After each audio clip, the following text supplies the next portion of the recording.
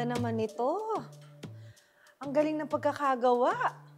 Mga kanegosyo, kasama ko ngayon si Efrain Villanueva, ang may-ari ng Ganchillo Guapito. Sa pangalan pa lang, alam na natin kung ano ang kanyang pinagkakaabalahan, hindi ba? Ang paggaganchilyo na tinuturo lamang noon sa elementarya. Doon ka ba natuto, Efrain? O crochet fanatic ka talaga? Actually, Miss A, hello po. Yung ganchilyo, yes, tinuturo siya before sa elementary pero hindi ho ako doon natuto. Pero doon tayo nagkaroon ng idea kung ano yung ganchilyo.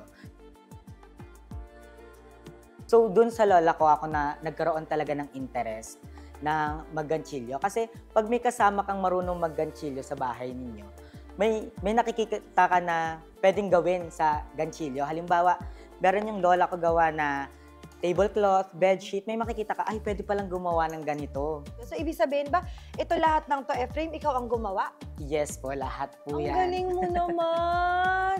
Nakaka-amaze kasi ang ganda, oh, pati yung mga shape, yung mga design. Ikaw din ang nag-isip niyan. Yes po. Tapos ito may mga pearls pa. Dito may mga beads ka pang nilagay. Gaano katagal mo na ito ginagawa?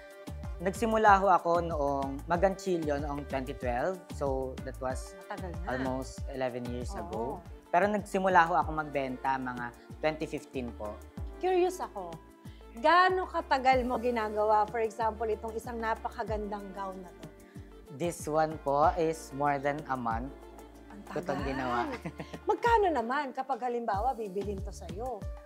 Ito ho, magkakos siya around 15,000 to 16,000. 15,000 to 16,000. Kasama na tong bolero? Yes po, yes po. Ang galing. So, paano ba umu-order sa'yo? Ano ba to? Parang pre-order ba siya? Customized? O anytime may mga ready-made ka na?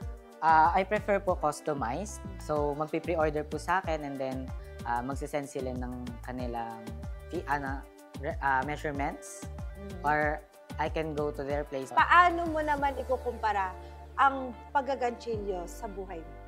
Sa buhay. Sa buhay kasi ang buhay talaga parang paggaganchilyo. Meron tayong madadaan ng mga buhol o mga pagsubok sa ating buhay. Pero kailangan lang natin magpatuloy. Kasi kung ginupit natin yon at hanggang doon na lang tayo, wala tayong mararating. Pag pinabayaan natin yon, unti-unti siyang matatastas, babalik na naman tayo sa umpisa. Ang galing. Ang galing mo doon, Efrain. Maraming salamat, Efrain, sa napakagandang tips at tama sa Efrain, mga kanegosyo. Ang paggaganchilyo ay hindi lamang isang libangan o hobby.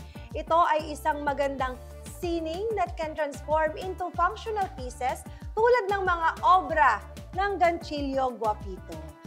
Ang ganda naman ito. Pwede bang isukat to?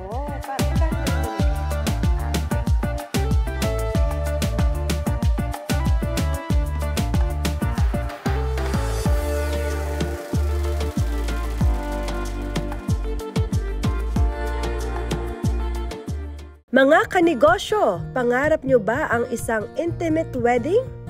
Wala ka pa bang wedding gown? At wala pa ring catering service supplier? Ano pa ang hinihintay nyo? Manood at sumali na!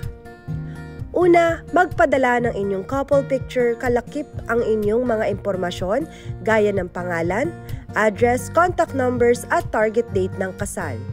Bukod pa rito, sagutin ang tanong na bakit kayo ang dapat manalo ng intimate wedding package ng Negosyo Goals?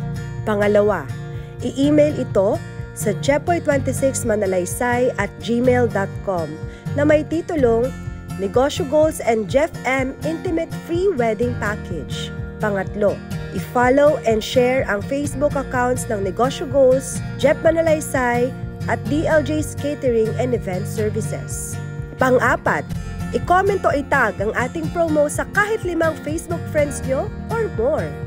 At panghuli, ugaliing manood ng Negosyo Goals tuwing linggo at tabangan ng aming anunsyo sa mapipili naming mananalo. Kaya naman, sali na! Thank you for joining us this morning. Nag-enjoy ba kayo sa mga talakayan at natutunan mula sa ating mga experts guests? Hanggang sa muli! Magkita-kita tayo sa susunod na linggo. Ito ang Negosyo Goals, ang gabay sa pagtupad ng inyong pangarap.